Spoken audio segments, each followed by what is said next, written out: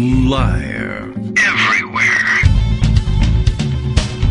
On netrootsradio.com.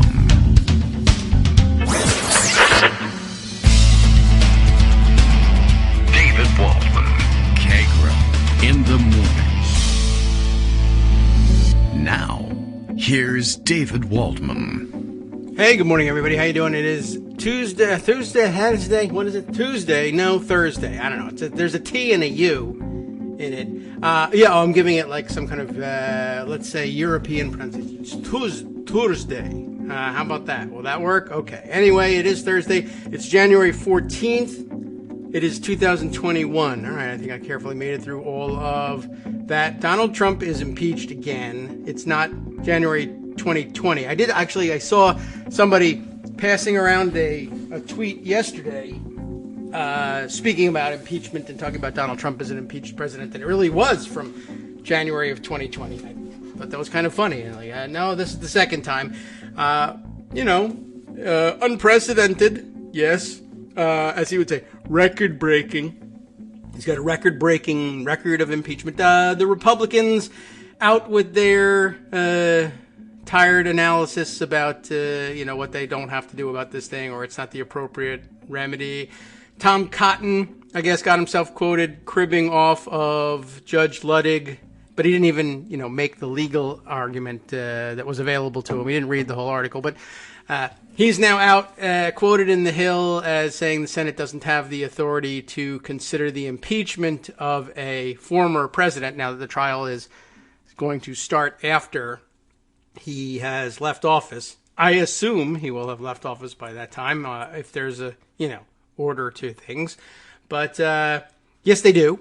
And they can decide it anew for themselves later. I know what his argument is. And there's a kernel of truth to it. It doesn't show me in the Constitution where it says I can have a neck this long. That would be one question for him. Show me in the Constitution where it says you can impeach an ex-president. Well, it implies the same. Of course, it doesn't say that. There's lots of things that it doesn't say in the Constitution, and we figure it out anyway. We've been through the argument. And, of course, the availability of the bar from office means you're not using the tool improperly. And, of course, there's direct Senate precedent on point. He will argue, well, it wasn't about a president. It was about a Secretary of War, which is true. I mean, that'll have to be addressed. And but anyway, I guess the point is this. It's up to the Senate. You know that the Senate makes its own rules. You know that the courts are ordinarily going to be very reluctant to step in and say that they can review this very clear constitutional prerogative of the Senate to set its own rules of procedure. So all of that, yada, yada. And I guess just one more thing I'll just add just to settle any nerves about it. I'm still not, I'll have to check up on what is the status of the paperwork on the impeachment. I saw Speaker Pelosi engrossed the bill yesterday, signed it, has named managers. The managers have been, in fact, formally named. She informally named who they were going to be, and the legislation necessary to trigger their appointment has also been passed. We could talk, if you want, about the procedure that they used for it. They snuck it into the rule for the consideration of the impeachment, basically. They wrote up a separate resolution, I think, but then incorporated the resolution by reference in the rule for consideration of the impeachment. So once the rule for setting parameters of the debate of the impeachment bill or resolution, it looks like my Skype is acting up. I didn't test it this morning. So let's see. Can I answer this call if I want to? No, probably not. So in a second, I'll get my message from Greg that says it didn't answer, and then I'll call him. How about that? All right. Well, let's, at any rate, so the rule incorporated the, I'll have to do it this way. All right. The rule incorporated the naming of the managers, so I guess all of that is triggered, and they've sent that out. So I don't know if timing stays in the hands of, oh boy, Greg taking a while here. Is it ringing on my end and not his? Let's try that again. All right, maybe I'll give him the message to call me again. All right, let's see. Yeah, see, now he's... All right, excuse me, everybody, as I take care of this. He says, call him back, and I did, and he didn't answer. So, let's see. We'll have him try calling again. Now that my Skype is awake, it might actually ring when he calls. Anyway, yeah, there we go. So, lots of... Oh, God. Now I hit the wrong button. All right, hold on. Okay. Boy. All right. Well, I'm real excited about how things are going today. Here we go. Now I'm totally going to hit the right button. I just like the music a lot, the ringing tone, and I just wanted to hear it a few more times. I'm sorry about that, Greg. The first time it was just asleep, and then the second time I was asleep and I hit the wrong button. So, well, you think I'm Ted Cruz? I couldn't get a sufficient second. Yeah, really. I know, and I wanted to get you on here, too, because I know we're on limited time today. You are impeaching your old glasses, I think. Or you invoked cloture or whatever. Yes. Yeah, I only have a half-hour segment today because I got to go sorry. get some glasses fixed. Yes. And that's because I couldn't believe what I was seeing yesterday. So, I just had to make sure that, in fact, everything is on the up and up here. Yes. It's, again, for those devoted listeners of the show, and you are all devoted listeners, otherwise you wouldn't be listening to the show. I hope that Armando and David have taught you, like they've taught me, all about impeachment procedure, so that all of the discussions are somehow familiar. Yes. As a non-lawyer and as a amateur dilettante about this, when somebody says Belknap, I go, oh, I know what you're talking about. Yeah, right. The guy isn't president anymore. Yeah, well, there's a precedent for that. It's happened before. I know what he's talking about. Yeah. And hopefully Armando will come on at some point and talk about rules. Sure, because there's obviously a lot of politics here. Step back and look at the big picture, not the procedure. And what happened is that the Democrats had enough, and they wound up impeaching Trump again, as you've pointed out. I don't get paid for a living to sit and listen to every word said. So I tuned in and out of yesterday's political theater just to get the gist of what was going on, heard some of the good speeches, heard a lot of the bad speeches. And, you have to step back and put this, of course, in historical perspective. Usually what happens is asking the other party, the other side, to impeach their president is like asking them to switch parties. It just doesn't happen that much. So the typical response to an impeachment, not that we have, N equal what, 3, 4, 3 plus 1, whatever you want to, however many, is generally like, no, none of them will. Yes. And that's happened. Or one usually of them does. And that's happened. That one I remember. Maybe as many as 5. I think that was the record before yesterday. And that was with Clinton. And that's because Democrats are more likely to put country over party. And yesterday we got 10. We got a minion. We got 10 people who actually would say from the other party that, this is bad. And I figured it would be between 12 and 20. It was 10, so low end. But it was still pretty remarkable in and of itself. And so, trying to figure out who they would be, a couple of disappointments like Nancy Mace. Yes. But some surprises, some not so surprises. Everybody has to look at their own districts and see what kind of swing district it is. Or in the situation, I think there was a fellow named Rice from South Carolina who was a surprise 10th vote. Was just so ticked off at what happened last Wednesday, because every Wednesday something happens. The Wednesday before that was the insurrection. Right. Yesterday, Wednesday, was the impeachment. Next Wednesday will be the end of Donald Trump as president by noon. It happened. And so then, okay, fine. Everybody gets to make a speech about it. Whether speeches were good or bad, long, not long, really doesn't matter. Most people weren't watching. Now it goes over to the Senate, and Mitch McConnell does the smart thing and says, if I tell you I'm leaning one way or another, but I'm not really going to tell you where I'm going to come down, you have to pay attention to me, and I'm important.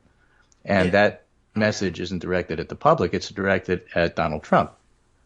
And so McConnell still has a little bit of, given that Trump hates him and isn't talking to him, nonetheless, still has a little bit of leverage in terms of, if you don't keep in line, I'll just come out and say I'm voting yes on impeachment, and I'll bring a whole bunch of people with me, and you'll be impeached again. And don't, you, Donald Trump, are not the one to write me back about, well, Belknap doesn't count, because you have no idea how any of this stuff works, and I do. Wild, So basically that's the play by McConnell.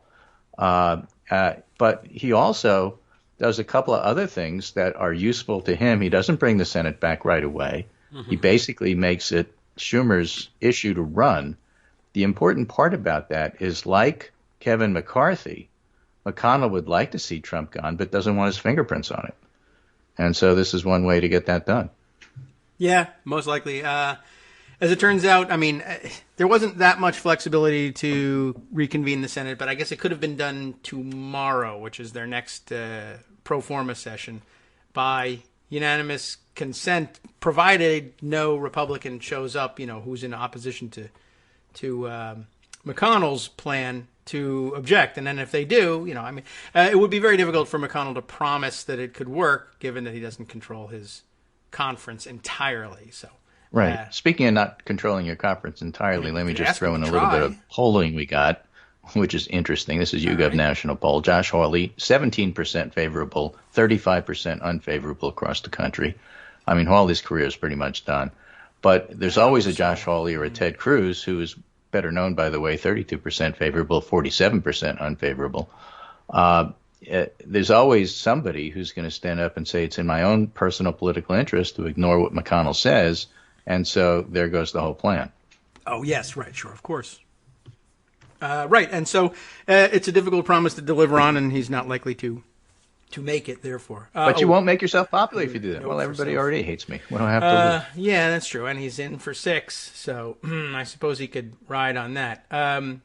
It did just occur to me, one other thing that just to assuage any fears, I guess if they decided for some reason that they would, if not take up the impeachment, that on the 19th, the still Republican Senate took up the question of whether or not there was authority to consider the impeachment and decided by majority that there was not. The question can be reconsidered the next day or whenever the Georgians arrive, and they can decide that they do, and the precedent will be back to, yes, they do. So right. It's that easy. And, by the way, 17th to 20th are the prime days we have to watch in terms of political violence, and that obviously has a political role to play in terms of how people react. So a whole lot of moving parts, and for that reason, it's very difficult to game out exactly what the Senate is going to do. People who tell you confidently they're going to do this, they're going to do that, really don't know what they're talking about. Insiders who are used to getting a sense of what's going on before it happens are basically saying, I don't know, it's about like 50-50. I have no idea what's going to happen. Okay, well, it's your job to know what's going to happen or something like that. Yeah, or something, and so, the honest ones will tell you, we really don't know. There's just too many moving parts, and a lot can happen in a week. Okay. And, that's absolutely true. So the fact of the matter is that Trump was impeached, as he should have been, and all the arguments about, well, you shouldn't, are ridiculous, not just on the Republican side, but on the sensible middle of why you don't want this done. Which basically falls apart when you see what actually happened. And when I say what actually happened, I mean a week ago. Okay. And so, no, he needed to be impeached. He was fomenting insurrection, so he has been impeached. And now the ball's in the Senate's court, and we'll see what happens there.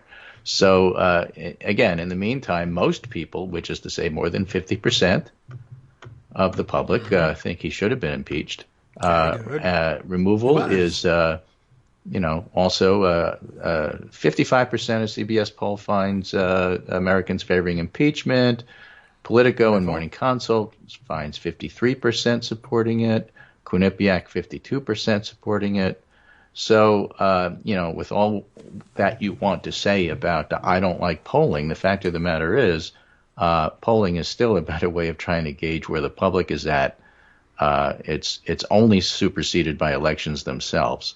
and they're way better than talking heads' individual opinions. The whole point of polling, especially issue polling, is to keep us grounded so that we have an idea of what we're talking about.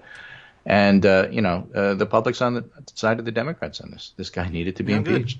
Good. Okay, I'll take it. I mean, and you're right. I mean, the best way to find out where people are is to ask them, either all at once or a small section of them, and then apply some math. Ed Goes is quoted in this New York Times article. He is head of the Terrence Group. He's a longtime Republican pollster. You can find him online at numerous Ripon Society lectures, which he's fond of giving. He polls with Celinda Lake for battleground polling, well-known figure in Washington. Ed Goes, longtime Republican pollster, said that in recent weeks, Mr. Trump had scared away many of the last traditional-leaning conservative GOP voters who had remained in his corner. They're the ones who have kind of moved to, this isn't true about what happened with the election being stolen, Mr. Goes said. And then they see the events last Wednesday. I think they're concerned. I'm concerned, too. Okay. I'm not surprised they're concerned. He added, I think there's a great deal of concern out there for what happens over the next 8 days. What you're going to see is the reality of we now have more troops in D.C. than we have in Afghanistan. That's kind of hard to miss. And so, I mean, there's a lot that's going to go on in the next week that's going to influence what actually happens in the Senate. The fixed nature of how people think party versus party is important. It's not immutable. And so things do change, whether it's a Liz Cheney, whether it's a freshman Republican bucking the party line. There's still a lot of flexibility built in there because the reality of how things are. So let's look and see how the pundits are taking all of this. This is David Rothkopf writing in Haaretz. Donald Trump is undoubtedly America's worst president, the only president to be impeached twice, the only person to lead a coup against the United States government, the president who presided over and was personally responsible for the greatest one-year loss of life in American history, the only president since Herbert Hoover to actually leave office with fewer people employed than when he was sworn in, the only world leader to have been summarily banned from virtually all major social media sites because his words were so inflammatory, the most prolific liar, if not conspiracy theorist in U.S. political history, which is saying something, a man who managed to be at once the most corrupt, the most odious, the most ignorant, the most ineffective, and the most evil political leader in U.S. history. So this lovable scamp is leaving with that kind of stain on him, and now that he's out of power, people don't have to pretend to like him anymore. Yes. So next week is going to be even more interesting than this week. I'm looking for Thursday, how I really feel about him articles, because I think they'll be kind of interesting. Yes, I think so. It'll be a big load off of everyone's shoulders, and it'll be interesting to see if or how long it takes for those to come out. You would think people would compete for the right to publish the first one, but I don't know. Maybe they'll be tentative about it. Who knows? So let me give you some that gives you an idea of how this is going. This is from Pointer. I thought this was very good by Roy Peter Clark. Telling it like it is when writing news requires a distance from neutrality. Examining an astonishing 4 paragraphs published in the Washington Post about the Capitol attack that pushed the boundaries of traditional neutrality. What does it say? As President Trump told a sprawling crowd outside the White House that they should never accept defeat, hundreds of his supporters stormed the U.S. Capitol in what amounted to an attempted coup that they hoped would overturn the election he lost. In the chaos, one woman was shot and killed by Capitol Police. The violent scene, much of it incited by the president's incendiary language, was like none other in modern American history, bringing to a sudden halt the congressional certification of Joe Biden's electoral victory. With poles bearing blue Trump flags, the mob bashed through Capitol doors and windows. Lawmakers were evacuated. The woman who was shot was rushed to an ambulance, police said, later died. Canisters of tear gas were fired. USA chanted the would-be saboteurs of a 244-year-old democracy. Now, in linking to that story, Pointer media writer Tom Jones agreed with Cox, calling the lead among the most astonishing 4 paragraphs I've ever read. I think both Cox and Jones are astonished mostly by the events described, amazed that a president would incite the attack. But I, writing this article for Pointer, am astonished by the way the lead was written and by an epiphany. Language that pushes the boundaries of traditional neutrality can be used in a responsible news report. Hey, what? Right? You can tell what's going on. I'm using the word neutrality rather than objectivity, Many of us were raised in a tradition of news writing in which the words like disinterested or nonpartisan guided our choices. When somebody in power spoke, we wrote said rather than admitted or conceded or boasted. We were trying to create a veil. We were trying to cover the news in a way that the reader couldn't detect which side we were on. Now, throughout 2020, journalists and critics have debated about whether a new social, political, and technological order requires an enlarged set of standards. Jeff Goldberg, editor of The Atlantic, argued for a commitment to plain language. And this essay is not meant as an invitation to abandon neutrality. Abandon neutrality. Yes. But it's one standard of journalism. It's always been clear that journalists need not be neutral about everything. You have to be neutral about a coup and people getting killed and trying to sabotage democracy, for example. That's my 2 cents. But that's absolutely right. Yeah. And it goes on to talk about how the craft can be put together. Margaret Sullivan picked up on this and said, 4 years ago, I wondered if the media could handle Trump. Now we know. That's the title of her piece. Okay. At the time he was elected, she wrote, the press couldn't do it by itself. We need to get some heroes. And I'm still not quite sure what I meant, she wrote yesterday. As I said, my hands were shaking, but it resonates for me anyway. I'm thinking of Colonel Vindman, Fiona Hill, and some of the other people that testified. But among mainstream news organizations, the Post has done as well or better than any other in reporting the Trump story directly, skillfully, and well. And many others have written admirably to the challenge. New York Times with its revelations about Trump's finances. Vice, notice the New York Times, not their political people, but their investigative reporters who are stellar. Vice News with his 2017 documentary on white supremacists. ProPublica with audio recordings of sobbing children at a Texas facility run by U.S. Customs. And I mentioned this reporting and other excellent work in an analysis in November just after Joe Biden defeated Trump, concluding that while the press fell dismayingly short in myriad ways, it was essential in giving democracy a chance to survive. And so I would add to this, the other piece is local journalism. It's local journalism that's picking on Josh Hawley. It's local journalism that's calling out Ted Cruz. It's local journalism that's highlighting Peter Mayer in Michigan, who voted to impeach Trump as a freshman Republican. It's local news that brings us some of these stories. Who was it? The Miami Herald that talked about Jeffrey Epstein. And, some of these local stories here with local angles, like the Mar-a-Lago angle for Epstein, are super important. So I hope everybody takes the time to subscribe to their local newspapers and keep them alive because they're clearly threatened by the current environment for many, many reasons. Now, here's another example of that in the New York Times today. Republican lawmakers are accused of giving Capitol tours to insurrectionists before the riot as new inquiries are opened. Yes. That's pretty neutral. It's pretty straightforward. Okay. But doesn't both sides this nonsense? Federal agencies opened 2 new investigations into the extent to which Capitol Police and some lawmakers were complicit in the mob attack. We have people like Jason Crow and Mikey Sherrill who are specifically saying that Republicans did this. They're not naming names, but it does note that pressures mounting on the Republican members of Congress who associated themselves with far-right extremist groups.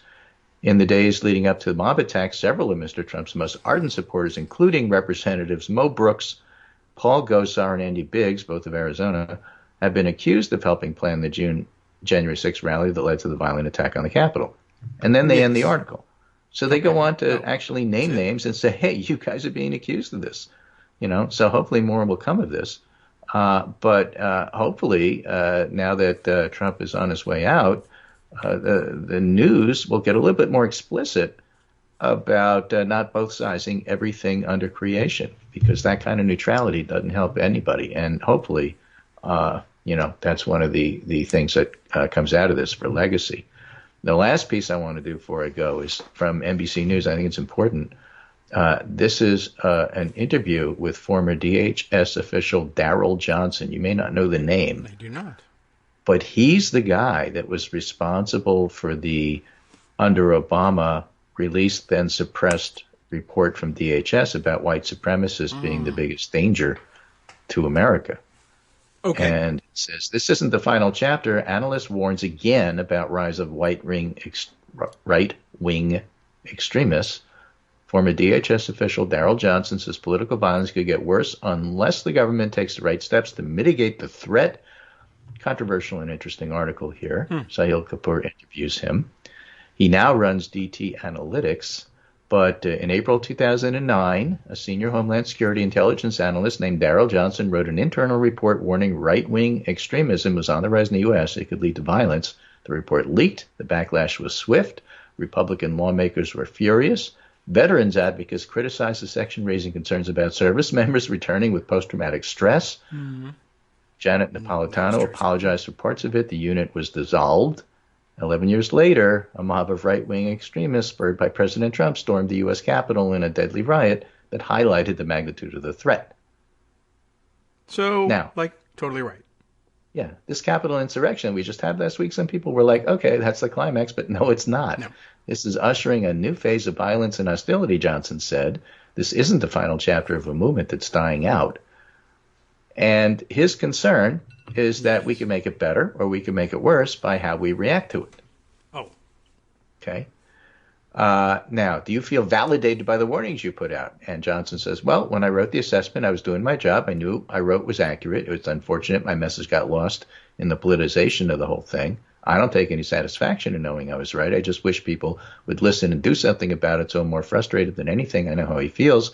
If you talk about pandemics 10 years ago, then you get a pandemic, you're not happy because, you were right and everybody should, thank God it came because now you could say, I told you so. That's not how you react. That's true. You're right. Yeah. But you would be justified in doing so, but it wouldn't be very well received. I think you're right. Right. So I'm going to leave this with you. Okay. It's really interesting and maybe worthwhile looking at on the other side. I think so. Because he talks about some of the things that feds could do that will help and some of the things the feds could do that won't help. Okay. And with that, we'll take a break and I will be back on Monday. Hi, it's me, David Waldman, your host for Kagro in the Morning, and I've learned that I either need to update these announcements more often or stop saying that the announcements are brand new. What's not new is that this message, too, is a call for your support in keeping the Kagro in the Morning show on the air. My thanks go out to all of you who do support the show through your donations. The stats say that Kagro in the Morning fans download our program about 2,000 times each weekday, but our donors make up only about 8% of our daily listeners. Patreon.com, Patreon.com, makes it simple to make easy, secure, recurring monthly contributions to support our show.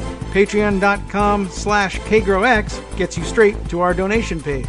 If we're helping keep you sane during the Trump era, consider what that's worth. $1 a day? 50 cents? One thin dime? We do about 20 shows a month, so pick a number, do the math, and head to Patreon.com/KagroX to let us know. Thanks again, everyone, for all your support.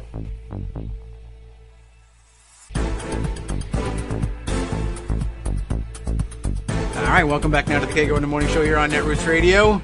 We proceed without Greg on his way out the door for his errand. We'll catch him again on Monday, assuming things all go well. And, again, it's a day-to-day thing. Do we have a country, etc.? Yeah, I would like to take a look at this interview, perhaps, with Daryl Johnson. We'll see whether we have time to return to it. Here's a question. Our friend Truro Renfro asks, can I borrow your washer-dryer set? No, can't. Okay, let's see. Has there been any reporting on the armed occupation of the Malheur National Wildlife Refuge in 2016 and the kid-gloved response and punishment setting the stage, the kid-gloved response and punishment setting the stage for Wednesday's siege? So much leniency for white conservative terrorists. I'm certain that I've seen it in the commentary. I don't know that it's been a major focus of everything for reporters, but certainly analysts have looked back to that, and there are plenty of other examples. I mean, you don't actually have to look that far back, and you don't have to stop there either, but definitely a major stopping point here. No doubt that, in particular, just the way they've handled the Bundy clan alone is an example in microcosm, and of course they had some involvement there too. But the Bundy standoff, everything. You're absolutely right. There's been plenty of opportunity to mention it, and I don't know. I'm guessing that hard news editors are are taking an axe to things that go too far afield, even though that would be a wise decision to do a couple of long view pieces, I think. All right, so, that's kind of the way it goes on that one. Oh, hold on a second. Got to take care of a few other items here. My regular ongoing beat, still having to work the gun fail beat every once in a while.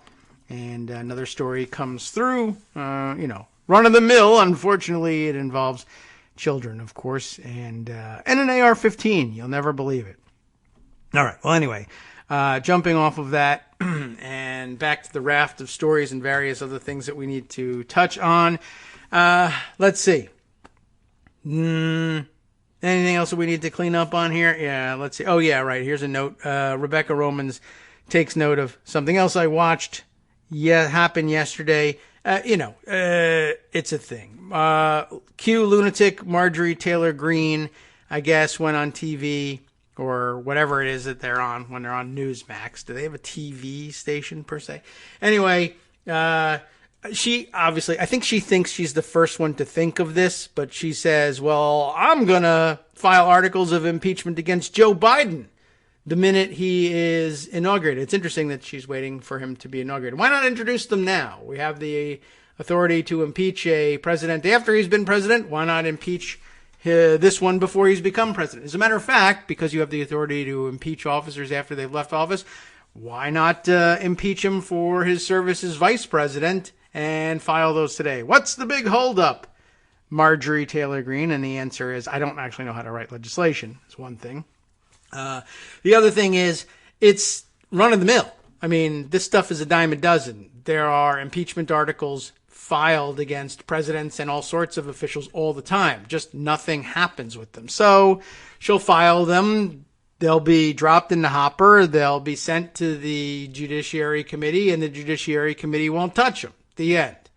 So that's what happens to things like that. If she figures out that she's entitled to bring it as a question of high privilege directly to the floor and get an hour's debate on it, it'll be annoying because she can disrupt proceedings over and over again if she wants to do that. And she is crazy, so she probably will. Now, have to figure out how to deal with that if that ever gets through to her, but that involves study and understanding, and so I'm doubting it. But I have the feeling she had the look on her face when she was announcing it that she thought she was the first one to think of this. There were articles of impeachment just recently filed against George W. Bush, and nothing happened to him. Dick Cheney, and nothing happened to him. Although Dennis Kucinich managed to get an hour of debate on the Cheney one. I don't know if he ever did that for the Bush one or not. I think he may have tried that as well and gotten it, and it goes nowhere. It gets tabled. Articles of impeachment against Alberto Gonzalez. Articles of impeachment against Eric Holder. You may remember the Republicans were filing those. Articles of impeachment against pretty much every president have been, drawn up by someone and dropped in the hopper, and nothing happens. It's not an effective tactic unless you're going to disrupt the floor with it. So we'll see whether she ever gets around to that. I guess I'll maybe color myself impressed if she does the study that gets her around to figuring out that she can waste time. All right, other news of the day, still things to round up from yesterday. Headline of this morning that we didn't get to, but Greg included in his roundup.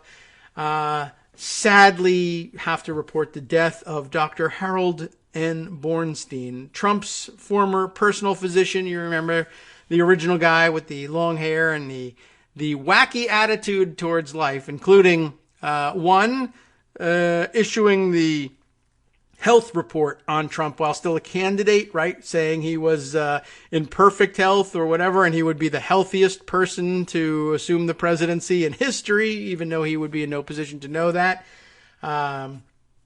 And that basically that was a drive-by assessment that had been handed to him, basically already written and typed up, and they said, sign here or we'll kill you, or whatever they say to a doctor like that. Later, he reassessed his analysis of Trump's health picture by saying, anything could happen. If he dies, he dies, which I think is a fitting epitaph to Dr. Bornstein. Now, So, all right, well, that's interesting. Now, I think, as I recall from his history, Dr. Bornstein's father was the Trump family doctor prior to his service. Donald Trump has killed 2 family doctors. Either that or they've killed themselves. I don't know which. Anyway, what can you do? It seems like a nice guy. He was just in a stupid position thanks to the Trump thugs. Sorry to see him go. He was an entertaining fellow. And I don't think he pulled one over on anybody either. So I don't even blame him for that. All right, what else have we got? Important news of the day. Another one already in the queue, but I only mention that in order to verify the accuracy of your eye, Rebecca. The story here of Trump's rager last night. He's not able to vent on Twitter anymore. So we don't hear about these things or see them for ourselves. The reporters who have access are the ones who have to tell us that aides are saying off the record that he's storming around the White House raging. And I guess the new rage is, I'm not going to pay Rudy Giuliani for his representation of me during the election fight. You may recall that Rudy Giuliani started his career of representing Donald Trump in his capacity as president, or as his personal lawyer while Trump was president.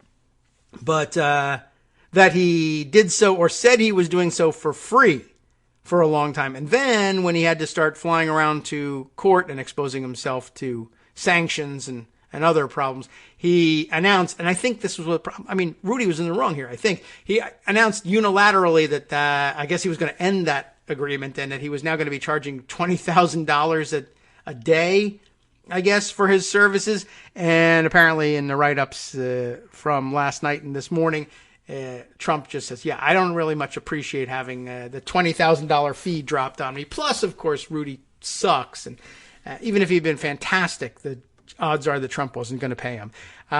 Good footnote, though, since we're talking about legal proceedings and political proceedings in the Congress against Donald Trump after he has left office, do keep in mind, as Rudy, I guess up until last night, Rudy was probably assuming that he would be called upon to represent Trump in the impeachment trial. That's not going to happen. It didn't happen last time either. But I'm sure he thought it would happen this time. And Alan Dershowitz is out there offering himself for that role. I hope you are contemplating doing that for free, Dersh, because it's pretty clear you're not getting paid for it. Although I have no doubt that Dershowitz thinks, oh, well, that's one thing to not pay Rudy Giuliani, but of course he's going to be paying me. We'll see whether that offer stands up if they have the trial in committee with considerably less attention being paid to it, whether he's interested in doing it for free or any other way. But the footnote here is he absolutely will have to agree to work for free because, remember, if we're trying an ex-president, there's no more authority, not that there ever was authority in the first time, to force the work to be done by government lawyers, Department of Justice lawyers, Office of White House Counsel lawyers. All of that should never have been allowed in the first place. But now he won't be able to siphon off taxpayer dollars to pay his legal bills if he ever did pay his legal bills. He'll have to pay them now either out of pocket or I assume he would just steal the money from his super PAC.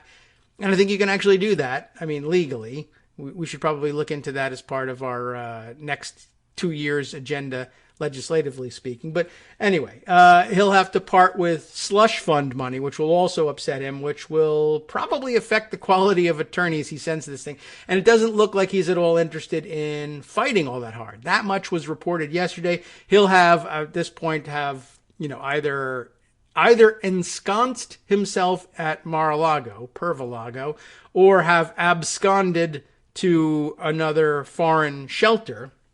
And, I'm sure he won't be bringing himself. He doesn't need to be present for the impeachment trial, so he won't do it. And, he probably wouldn't even bring him back to Washington, D.C. To prepare himself to speak to the media about it. He can just do that over social media, or as he did last night, Osama bin Laden style, filming a video in his hidey hole and then passing it around, I guess, by motorcycle courier to to networks or what have you. I think for some reason his YouTube channel, I think, is suspended, but somehow YouTube ended up hosting the 5-minute thing yesterday. By most accounts, mostly worthless, wrote stuff, and he showed it that he thought so. He thought that that's what he thought of it as well by reading it in his stupid monotone when he's not excited about what he's doing. Commentary I saw on it was that one speechwriter put the whole thing together, but 2 lawyers had to check it, and I don't think that was even a joke. Let's see. Yes, true, good reminder. Karen says, how can we forget that Bornstein's office got raided by the Secret Service and Trump's medical records were taken? That's true, too.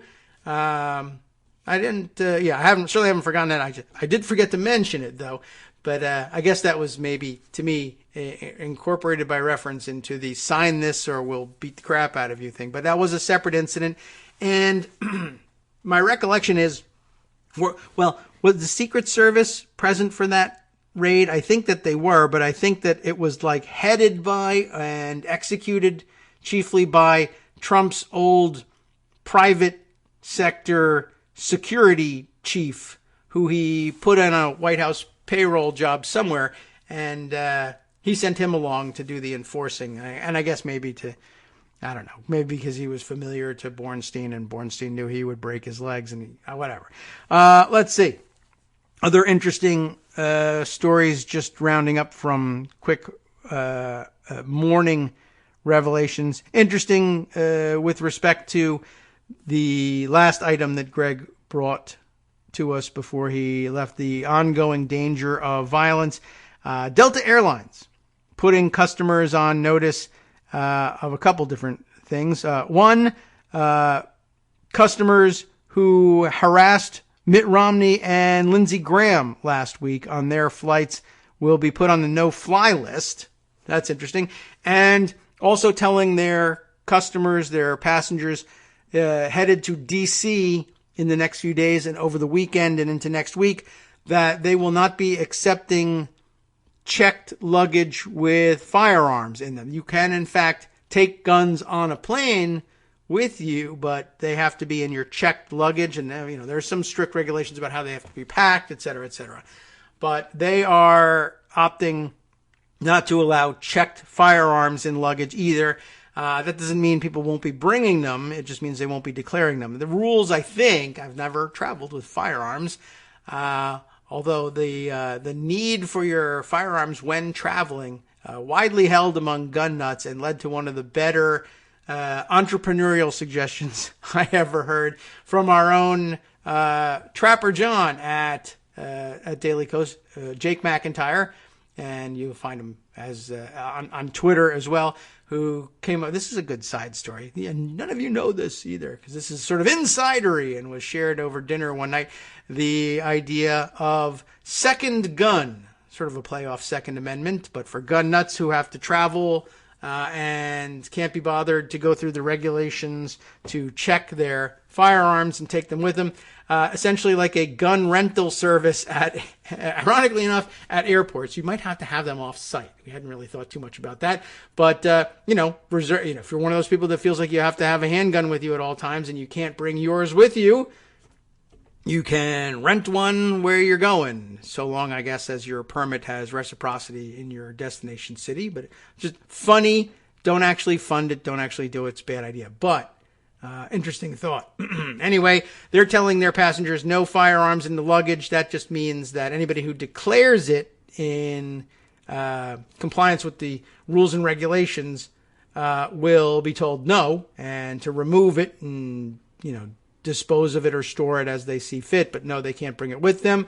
To the extent that people just stuff it in their baggage and hope it's not found by any screening, I guess those could get through, but those could always get through. And it's an interesting turn of events.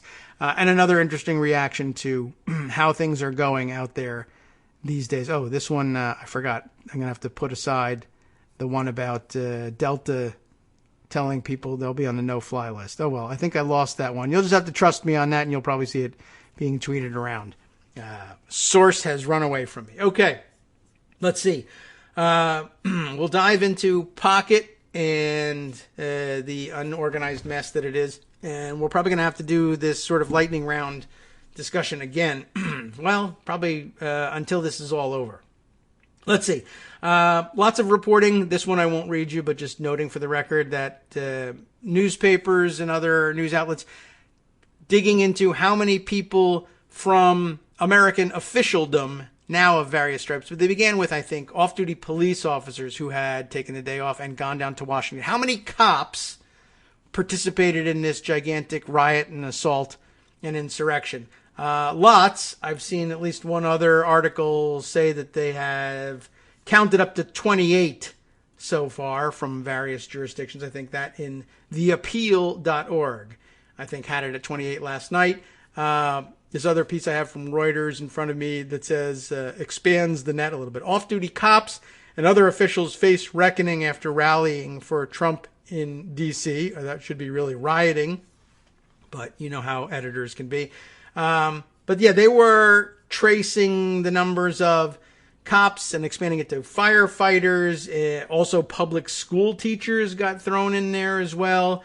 What do they have here? From off-duty police to firefighters, state lawmakers, right? Teachers, municipal workers, and at least one active-duty military officer. We heard about her, and there are probably more. Dozens of public servants across the United States joined the protests in Washington, etc., etc. So you should be aware of...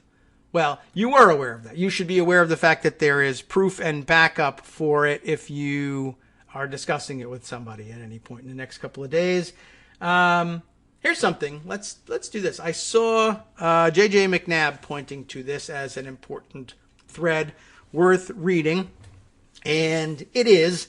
I'm watching lots of different analyses of the activity during the insurrection, including... I saw a video being circulated the other day of what some of these insurgents who had already broken into the Capitol were doing inside. They, of course, were all filming themselves, and all that will become evidence at their trials, of course. But it was being portrayed. It's not wrong to portray it from an alarmist point of view, from, let's say, the left side of the spectrum, watching these nuts from the right side of the spectrum doing their thing. That's true. That's correct. But I guess it was being portrayed as, well, look at how organized this effort was. Look what they are doing in terms of, coordinating their efforts and et cetera. And I have, well, this thread, I think, sets some of that right. But I will tell you, I watched the video. To me, this was a video of a bunch of complete idiots with no idea what they were doing. I didn't hear the discussion of any planning at all. I saw another piece that said that people were using worse than using walkie-talkies. They were using walkie-talkie style apps on their phones to communicate. Probably not all that reliable in an area like the Capitol. Oh, I was going to say a secure area like the Capitol, but it's obviously not a secure area. But lots of electronic interference that would make that very difficult. Plus, of course, you're using this digital service that goes over smartphones and cell towers, and it's not secure in the least. And that, too, will be used as evidence against these people in court. But the fact that they were communicating by radio doesn't make them organized. It just means they can communicate their idiocy and disorganization to one another. So I've listened to some of those conversations, and they love using like code word type language and tactical language, but they weren't organizing to do anything in particular. So I don't know, found that interesting. And this video of the people in these rooms, they were just milling about back and forth saying, we got to do something. We got to get together and get into the next room. Well, yeah, but that's not the same thing as a plan. All right. Let's see.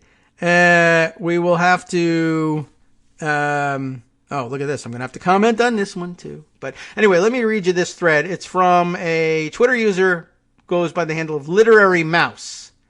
And it says pretty much the same thing. In regards to the Capitol coup, I'm in a unique position. I monitored forums ahead of time and then was present for the coup itself, I assume as an observer or reporter. These are my observations based on what I saw and the evidence that's been collected so far. I reserve the right to adjust my analysis as needed.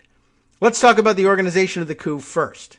seeing some people insist that the coup must have been highly planned and coordinated. I know that's true. Lots of people, there's a vested interest in making the case that that's so they can hang more responsibility, and I think correctly, for the violence on some of the elected organizers and high-profile organizers, including the president.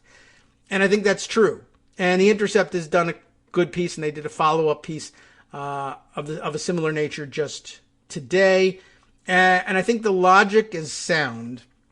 But ultimately, all you're really going to be able to conclude is that these elected leaders and organizer leaders brought people together, clearly with this, probably with this idea in mind, but it's just not that explicit in their role. Other organizers were more explicit about the fact that they expected to storm the Capitol and they expected there to be violence.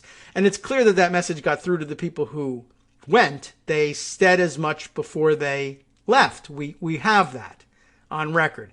But the question of organizing the violence, like Paul Gosar may have, but did Mo Brooks say, everybody come to the Capitol and try to hang Mike Pence? No, clearly he not any communication I saw, but I don't think you'll need that to hold them responsible even for the violence. Anyway, what she's saying is, some people are saying that the coup must have been highly planned and coordinated. Yes and no, and I think that's the right answer.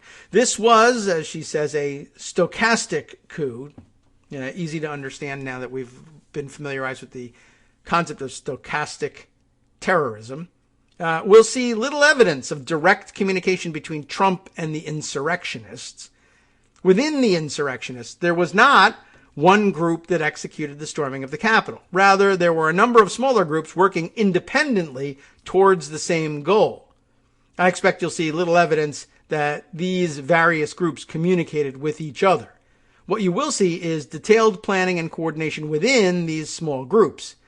Then, on top of that, and I think this is a good point, there were the joyriders, those Trump supporters who weren't directly involved in plotting, but who were more than happy to go along for the ride once the coup was in motion. After 4 years, the insurrectionists were carefully attuned to Trump's messaging. Every tweet and statement of his was treated as marching orders and carefully dissected for meaning. It's why shutting down Trump's Twitter account was so important. There are some screenshots that prove this case included, and you should take a look at them, including the one I've seen circulating around in some of the discussion groups, a little message box that says, Trump tweet, Daddy says be in D.C. on January 6th. Disgusting as that is for a number of reasons. It's true. And yeah, lots of chatter that says, Trump wants us here. Trump is telling us to come. And in fact, lots of video of attackers outside the Capitol before they stormed the doors, insisting that the police needed to give way because Trump told them they could do this. And he asked us to do this. It's orders from the president. I mean, that's some warped and stupid thinking, but, along the lines of magnetometers are unconstitutional, or telling me no is a violation of my First Amendment rights. But that's what they were thinking. They clearly got that message, is what Melissa is saying. Here are additional screenshots of Trump supporters interpreting Trump's wild protest tweets. This is stochastic terrorism in action. People saying things like, bring plenty of rope. It will be in my trunk. Will be wild. That's what Trump said. He was quoting him, and he's saying, holy crap, but not crap. Is he going to win this on 1/6? He's asking you to be wild. You've always been the plan. This sort of thing. I don't think time ought to be spent on those messages. You can review them for yourself. Let's see. Her thread continues. And it wasn't just Trump who was stochastically priming Trump supporters for violence on 1/6. There were a number of spicy memes, in quotes, that served to reinforce Trump's messaging. Lots of them displayed here. Not to mention this in her next tweet there, where they weren't exactly being subtle. This one includes a graphic that went along with the tweet from the Conservative Republican Alliance from New York State. Washington, D.C., your state capital. Be there on January 6th. They were saying Washington, D.C. is not your state capital. You should also do that. In other words, they were saying go to Albany or wherever you live. Hashtag stop the steal. Then this graphic with, Gothic lettering, and we know what that evokes. Operation Occupy the Capitol. How do you occupy the Capitol if you don't storm the Capitol? Taking back our country from corrupt politicians, blah, blah, blah. But there's like lightning in here, and that's supposed to evoke the storm. And then there's a 1776 reference. And then you'll recall, of course, that Lauren, what's-her-face, who was tweeting the location of the speaker in real time during the invasion of the Capitol, started the day by saying, today is 1776. So, it was coordinated at that level. Anyway, a few more comments from Melissa. Another example of stochastic priming. Have a good laugh about the crazy Antifa conspiracy theories. And then listen at about the 2-minute mark. It's a little podcast, I guess, here. For some detailed instructions on how best to infiltrate the Capitol. Maybe I'll listen to that off air and see whether those are really good pieces of advice or not. You can see how Trump was able to incite the insurrection without ever directly communicating with the coup plotters. I think there may have been one or two exceptions to this, which I'll go into later. Now, how well planned was this coup? See what we can squeeze in before our 1-minute break at the top of the hour. There doesn't seem to have been a plan. Rather, there were a series of competing plans, notions, and ideas. The first one was the idea of a siege. Surround Congress and don't let them leave until they've certified Trump as the winner. If you're an intelligence analyst, by the way, the letter to the Folger Library should have been a huge red flag. I'm not familiar with that one. That the insurrectionists were serious about their plan. No one takes time out from their busy day to write an apology letter to the Folger Shakespeare Library just for funsies. That's an interesting point. I'll have to read about what that is. One or two more tweets here before we exit. The second idea or notion was straight up storming the Capitol. Lots of tweets talking about that. The third was this idea of triggering a civil war. We've certainly heard about that before. So that even if the coup plot failed, it would unleash a series of events that would lead to the extermination of the communists, i.e. anyone who opposes Trump is a commie, and the certification of Trump as the election winner. There was also this near fixation on the tunnels of D.C. We've heard a lot about that, and making sure members of Congress were prevented from escaping. Note the last screenshot that also makes a request for anyone who works at the Capitol to leave a gate open on 1/6. There's a little more after this. We'll be right back.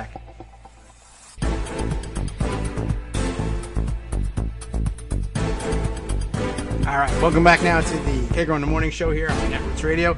Trying to handle a Twitter moment at the same time as doing the radio show, especially just during the 1-minute break. Not that easy to do, but I'll have to put the Twitter thing aside and deal with it later.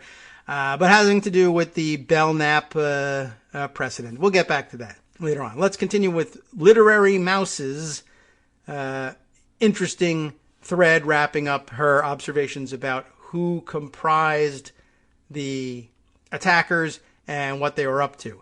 We left off by saying that there was this one fixation on the tunnels of D.C. And you've probably seen a lot of reporting that says that some of the attackers had maps of the tunnels. I don't necessarily think that those would have had to have come from any kind of insider source. There was speculation that perhaps it had been given to new members as part of their orientation package. That's a maybe. I've never seen the package. It wouldn't be out of place in such a package. However, I would say that for the most part, members of Congress really just don't use those tunnels any more extensively than the trams, the subways from their office building to the Capitol. That's the tunnel they know about. And there's one pedestrian tunnel that comes back. And they're all pedestrian. They have pedestrian pathways in all of them. Those are the only tunnels that they're really familiar with. There are lots more. Not a whole lot more. And of course, there's tunnels connecting the House side office buildings to one another, but those are barely even tunnels. Those are just basically like walkways in the basement. Only one or two of them are actually of any length. There's also another tunnel that goes to the Library of Congress. That's probably the sneakiest one because it crosses the street underneath. And there's one, there's a tunnel network. And of course, you can make your way all the way from the House side, not only to the Capitol building, but then from the Capitol over to the Senate side. And then, so you can cover a lot of distance underground, but, whatever. They're not that secret or anything. And I don't know. I can't tell you for sure that it's the sort of thing that they would brief new members on.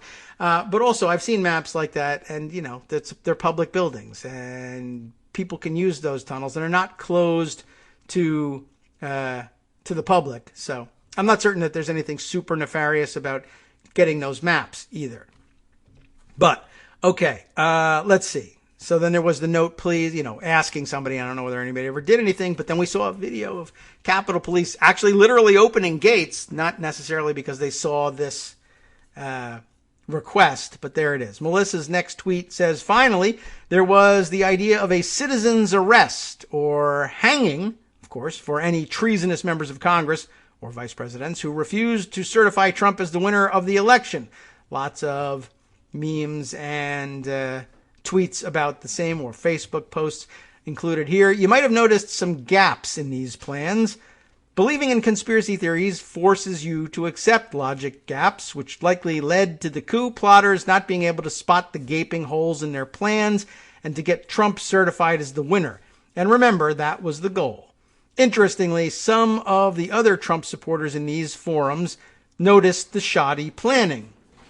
And there's commentary, I guess, that indicates that. We'll skip it for now. A few other screenshots of interest in her tweets down here at the bottom. One is a breakdown by the insurrectionists themselves of some of the factions that would be present at the Trump rally. Probably good for organizing that on a pin board for the FBI, trying to figure out who to prosecute. The other is an attempt to outline a coherent plan to force Trump to be certified the election winner. That's not going to go well. I'm going to take a break, she says, then look at how those plans, ideas, and notions, I should have timed the break for our break. Those plans, ideas, and notions were or were not carried out or carried through on 1/6. One huge disclaimer, these sorts of plans were all over the MAGA verse.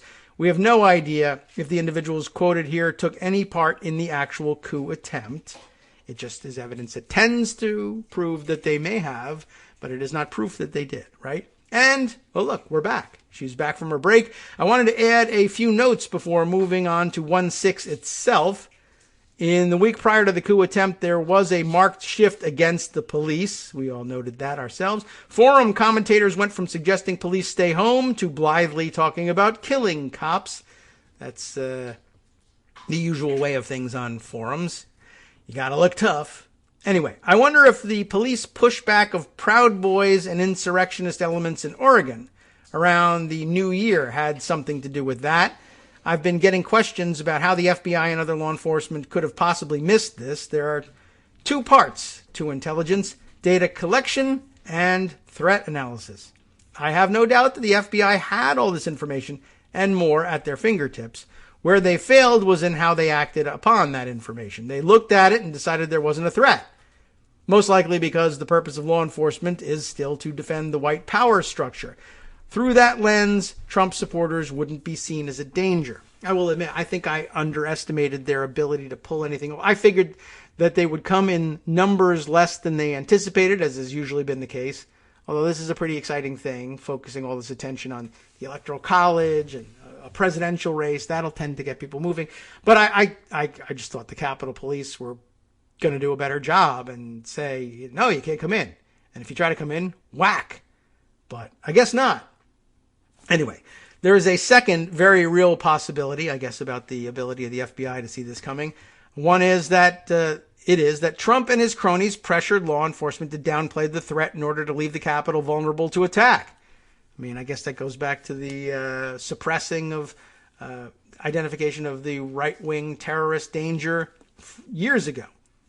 Now, let's move on to January 6th. Reviewing the footage from that day, it seems clear to me that this attempted coup should never have succeeded as much as it did. That's definitely true. It was botched from the beginning, and only the repeated failures of the Capitol Police saved it. And I think she's right, and I think there were a lot of outright failures and accidents and just plain we weren't ready, though there's ample grounds for investigating did anybody help.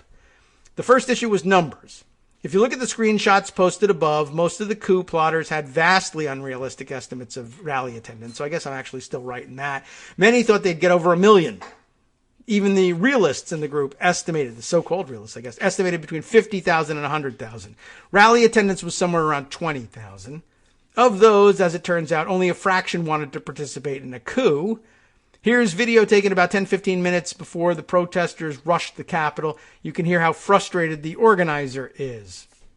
Shall we play it? It's 21 seconds. I don't necessarily think we need to cue it up. Well, let's just accept the word that the organizer is frustrated. Why? I'm a little interested in why they're frustrated, but let's move on to the rest of the analysis. From the start, the plotters had made a major miscalculation and had far less manpower than they expected. Oh, I was going to say the same of the Capitol Police. Having seen video of their initial breach of the outer perimeter of the Capitol grounds, they were woefully underprepared. They had, those bicycle rack looking barriers out and like 3 or 4 cops across the sidewalk on the way to the Capitol. And none of those, normally when they need them as serious barriers, speaking of zip ties, as we have been in the last couple of days, they zip tie, not flex cuff, but zip tie those barriers together so that, you can't just pick one up and move them, or pick one up and try to use it as a battering ram, which I also saw a video of at the Capitol. Most ineffective thing I've ever seen in my life. The guy, where are our tough Proud Boys? Those things are big and bulky, but they're not so heavy that you can't pick them up and bash a window in with them if you want to. But the guy was sliding it along the ground repeatedly, like sawing as though he was sawing the sidewalk and bumping it into a door. It was stupid looking. Anyway, they didn't zip tie them together so that you couldn't remove one or push your way through, or just separate the two and slip through the gap. Anyway, they ended up, or actually, I think in this video, I did see that these were zip tied, and the crowd was huge, and 3 cops were basically pushing on the barriers, hoping to hold back 1,000 people, and they just pushed over them. And, that's not going to work. Anyway, from the start, the plotters, Melissa tells us, had a major miscalculation and had far less manpower than they expected. Here's video of when the protesters stormed the Capitol grounds. According to the timestamp on my phone, this happened at 12:55 p.m. I guess I'll just watch a bit of it. Is this the same video I saw? It's similar. It's a longer view of it. The angle is from further back, and you can see that, basically the cops blocked the sidewalks. Amazingly, a lot of them insist on taking the sidewalks. And if you are familiar with the Capitol grounds, or you take a good look, there's, you can approach the Capitol by hopping the 3-foot stone wall on the outside and walking across the Capitol lawn, but nobody did. I don't know. I guess they won, it's a human instinct to follow one another, I suppose. And it looked like a parade, so they all went on the sidewalks. Anyway, it wasn't going to work. Melissa continues, notice a couple of things. Where's the police? Where's the barricades and fencing around the Capitol? During impeachment last year, Capitol Police were able to hastily erect a fence on the other side of the Capitol that made protesting in large numbers difficult. Here's 4 minutes into the storming of the Capitol. It's hard to see, but you have a handful of police moving around the inauguration setup above the crowd. That's what the scaffolding was out there. The crowd isn't that big. The police are well positioned to repel them with less lethal weapons, I guess, but they don't. She doesn't put the word weapons in. She says less lethals. That's, I guess, shorthand. Any plan for a siege had gone out the window. The crowds have jumped the gun and just run at the Capitol. Here we are again at the 108 mark. Again, where are the police? There really should have been a lot more police presence around the inauguration scaffolding, just because it's a danger. And people climbed up it, and I'm like, I don't know, that's pretty dangerous. Just for liability purposes, you should have been out there shooing people away from that. Anyway, shortly thereafter, at 1:11 p.m., you start to hear a guy shout, "Move forward! The guys in front need help." No tactics, no strategy, and as you can see, still not a massive crowd. A minute later, Capitol Police use a spritz of what I believe is pepper spray on some of the protesters. It had an immediate effect on some of them, and they retreat. Most people panic the first time they're exposed to pepper spray. These weren't seasoned protesters. The guy shouting, "Move forward," started calling for goggles. While some of the coup plotters were outfitted like Red Dawn extras, many of the people there were unprepared. Not the people who said they were acting on the spur of the moment, but okay. Anyway, at 1:14 p.m., police reinforcements can be seen arriving, but again, where is their gear? Anyone who has any familiarity with D.C. understands how surreal this situation is. Yeah, they sent bicycle cops, basically, with reflective raincoats on. Anyway, you have a relatively manageable crowd that could be dispersed with less lethals, and the police just aren't. So let's continue on. She's got a couple more here. I don't know how many more. Oh, it looks like it's expanded. All right. Anyway, at 1:21 p.m., 26 minutes after the protesters first stormed the Capitol grounds, the crowd starts chucking objects at the Capitol Police. I prepared to run, as throwing so much as a plastic water bottle at the police can trigger a barrage of tear gas and rubber bullets. But there was no need to run. If you were wearing a red cap, apparently you can throw whatever you want at the police. And later we saw flagpoles, crutches, hockey sticks. You can hear the move forward guy getting frustrated. I walked away to upload some videos and avoid the barrage of tear gas I was sure was coming. While I was uploading video, a few puffs of tear gas were deployed. From news reports, it was around 2 p.m., over an hour after the protesters first stormed the Capitol grounds, that they were able to breach the Capitol itself. All right, little clearing here. Let's see. Where were we with the thread? Including the report here from WUSA, the local CBS affiliate, I believe. Anyway, interestingly, this clip of a guy shouting, "It's time to come back with our guns and leave the women at the house." That should have got you slapped. Happened at exactly 2 p.m. I move closer to the Capitol building. I keep away from the main crowd as I'm convinced, after attending so many BLM protests, that at any moment the police will unleash hell and I'll have to make a run for it. Spoiler, I never had to make a run for it. There's cheering now in this video. They've planted their Trump flags on top of the inauguration scaffolding. 2:15 p.m., I overhear a protester excitedly say that they've almost breached the door at the other side of the building. I follow a handful of guys up the hill to the east side of the Capitol. Note that, once again, someone's trying to rally the crowd to action, and few respond. Now video from the south side of the Capitol as we walk up the hill to get to where the door is supposedly about to be breached. It's only a short clip, but do you see any police? You don't, not in this clip. There they are, finally, in the next clip. The doors on the west side of the building have been breached. Crowds are attempting to breach doors on the east side, where the Speaker of the House, Vice President, and countless members of Congress are inside, and police are standing there. In this case, walking around, milling about on the corners of like Independence Avenue and I don't know what's the cross street here, but they're over by the House office buildings and the metro station, doing nothing. Anyway, here we are, more police in the next video, but not doing much. Note that these are Metropolitan Police Department vehicles. That would be DC city cops. This is the part that broke me. Next one, both as a protester and a local, that is to say, a BLM protester. You're not allowed up the second half of those steps, the front Capitol steps. That would be, I think, east side Capitol steps. No one is authorized or unauthorized is allowed near those doors, but there they are walking up there. You would be tackled, pepper sprayed, and arrested normally. It's hard to see, but one police officer in a neon green jacket moseys over and checks to see what the protesters at the door are doing and then wanders away.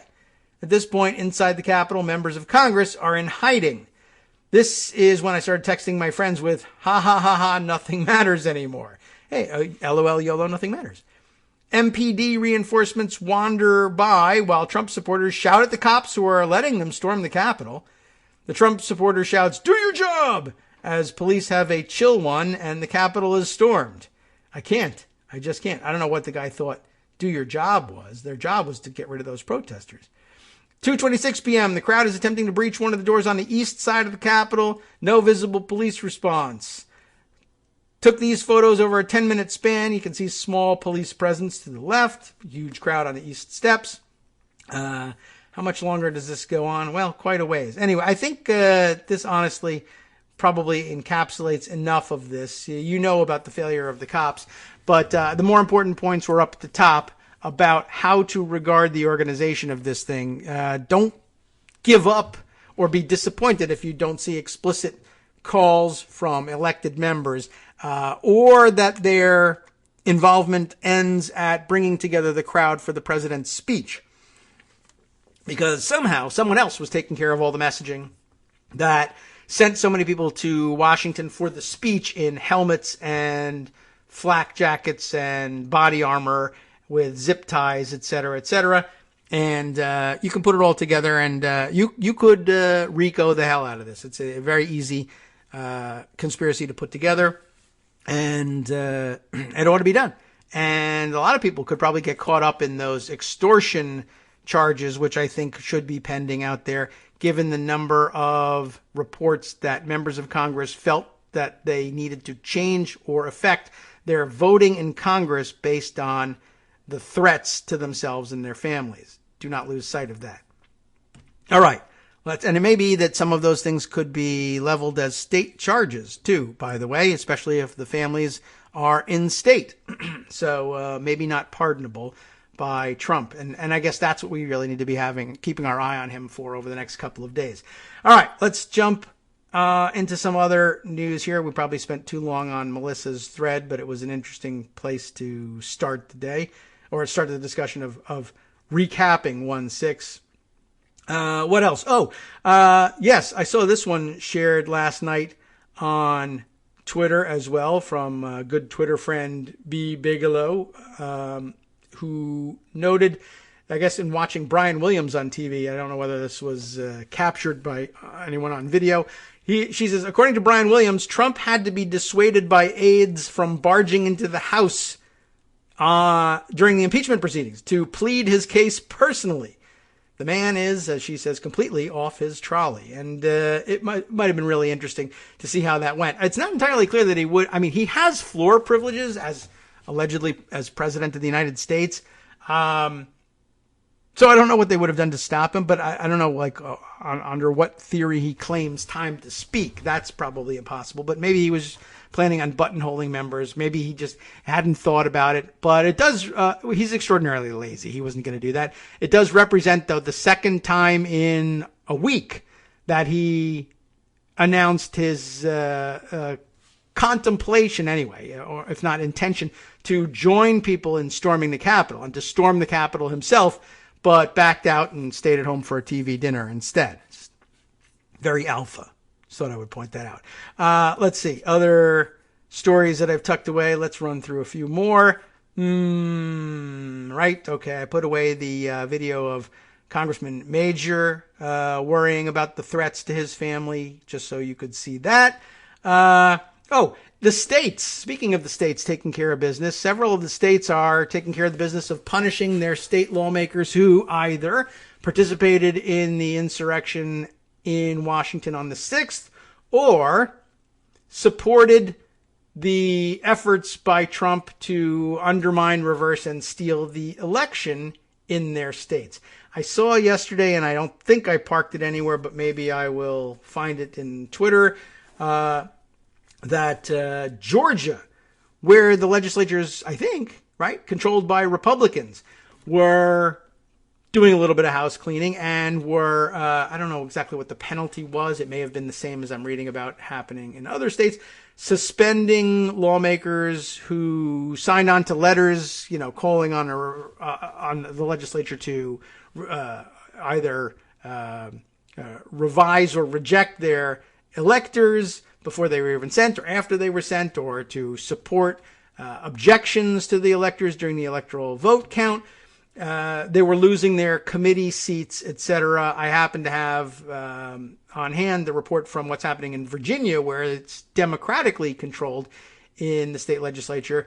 So I guess more to be expected. GOP delegates stripped of committee assignments over letter casting doubt on election, according to the VirginiaMercury.com.